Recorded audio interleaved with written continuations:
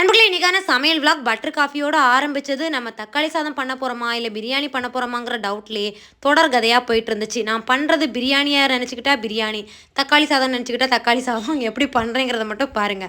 தேங்காய் எண்ணெயில ஸ்பைசஸ் எல்லாம் ஆட் பண்ணி தாளிச்சு, அதுக்கு மேல வெங்காயம், தக்காளி, இஞ்சி பூண்டு பேஸ்ட் எல்லாத்தையும் போட்டு நல்லா வதக்கி பச்சை வாசனை போக கிண்டிட்டு மசாலாவை தட்டிக்கணும். மசாலா எப்பவும் போல தான் மல்லி, மிளகு, மஞ்சள் பொடின்னு கையில வந்தது போனதுன்னு எல்லாத்தையும் அள்ளி போட்டு நல்லா பச்சை வாசனை போக கிண்டி எடுத்துக்கணும். இதெல்லாம் கிண்டி எடுத்து நல்லா வதக்குனதுக்கு அப்புறமா வெங்காயம் வதங்குறப்பவே போட வேண்டிய உப்பை நான் லாஸ்ட்டாக தான் போட்டேன். போட்டதையும் சேர்த்து போட்டு கிண்டிக்கிடுங்க. அடுத்தால ஊற வச்சு எடுத்து வச்சிருக்கிற அரிசியை சேர்த்துக்கிடுங்க. இந்த வாட்டி நான் வந்து பிரியாணி ரைஸில் தாவூத் அரிசி இருக்கு பார்த்தீங்களா, அதான் வாங்கியிருந்தேன். கொஞ்சம் காஸ்ட்லி, அது நல்லா இருக்கும்னு வேற சொல்லியிருந்தாங்க. சரி இந்த வாட்டி அதை தான் வாங்கி ட்ரை பண்ணுவோம்னு சொல்லிட்டு வாங்கியிருந்தோம்.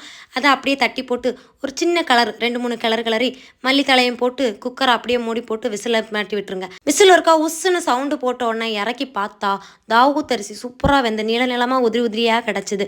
நார்மலாக எப்பளும் நான் சேர்க்குற அரிசியாக இருந்தால் ஒரு 3 விசிலுக்கு வச்சு எடுப்பேன். ஸ்பீடில் வச்சு 3 விசில் வச்சு எடுப்பேன்.